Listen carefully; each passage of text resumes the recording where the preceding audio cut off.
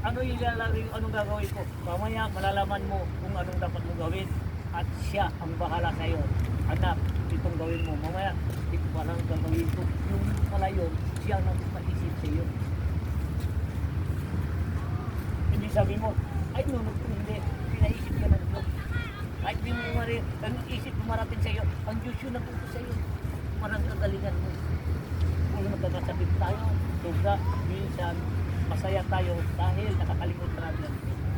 Panahon ngayon, may edad na tayo, bata mang matanda, turuan natin para ay sila ay ligtas natin dahil Diyos pa rin ang magliligtas sa lahat mamaya sa atin. Siya rin magkaharap tayo sa harap, pagpipili na ng Diyos at bawat tayo isa sa atin, harap tayo sa Kanya kung saan tayo ilalagay niya dahil tayo ang gumagawa. Ang lupa ito, timbangan ito.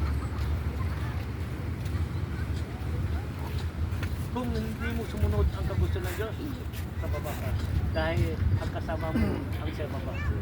Dahil lahat ang binaba dito, yung mga suway, isa na rin tayo doon kung hindi tayo tuminig.